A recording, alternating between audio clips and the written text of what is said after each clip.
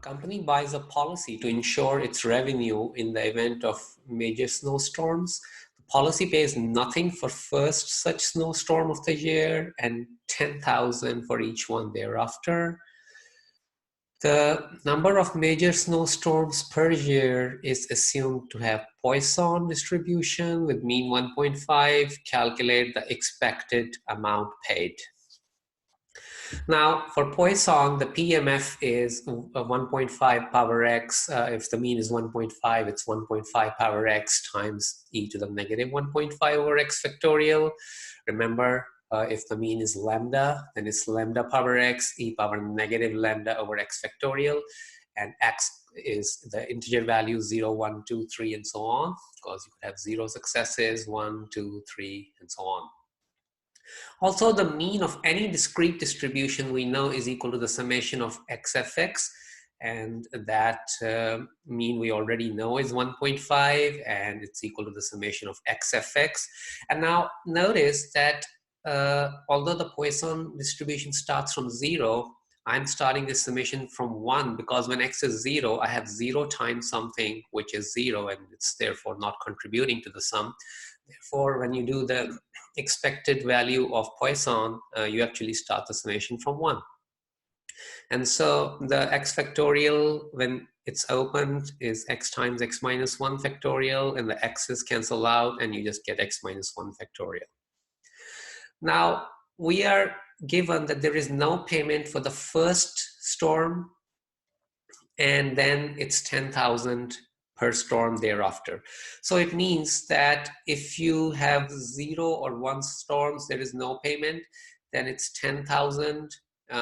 If you have 2 storms, because you don't get paid for the first one, but you get paid 10,000 for the second one. And similarly, if you have 3 storms, you get paid 20,000 because you don't get paid for the first one, and then for the next 2, you are getting paid 10,000 each. Similarly, for 4 snowstorms, it's going to be 30,000. And so what we see is that whatever the number of snowstorms is, it's that minus 1 and times 10,000. So like for the 4 snowstorms, it's 4 minus 1, which is 3, and 3 times 10,000 gives you the 30,000. So that means that if there is going to be x snowstorms, then the payment will be 10,000 times x minus 1. So the expected value of the payment is the payment for x snowstorms, which is going to be 10,000 x minus 1 times the probability of x snowstorms, which is the PMF. And here we can see that x equals 1 does not contribute, because when I put x equals 1, this whole thing becomes 0. However, the reason I've still started it from 1 instead of 2 is that the summation above that we are actually going to use very soon starts at 1. So to keep it consistent with this, I am writing the 0 term as well, which is, there's nothing wrong with it. So the next step will be to distribute this 10,000 with the x minus 1. So 10,000 x minus 10,000. So that's what you see here. 10,000x minus 10,000, and then the other thing just appears as it is in both of them. And the reason why we have split it up like this is that now when you take out the 10,000, you see that what's left inside this first sum is exactly what we had in equation 1 above. And that's the reason why we did all this that we did over here. So see, that's exactly what the first sum is, and we know its value is 1.5.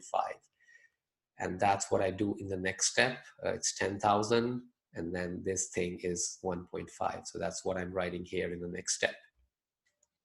Second sum, when I pull out the 1,000, you see that what I have inside the sum is the PMF. And you know that when you sum all the values of a PMF, all the possible values of a PMF, they add up to 1, the basic rules of probability space. However, I'm not quite summing all the values, because remember, Poisson starts at 0. So the 0 is missing here. So in order to make it look like the complete sum of all the PMFs, I would like to start this at 0, which means I have to throw in the value that corresponds to x equals 0. So that'd be 1.5 power 0. e power negative 1.5 over 0 factorial, and that's what I'm doing in this step.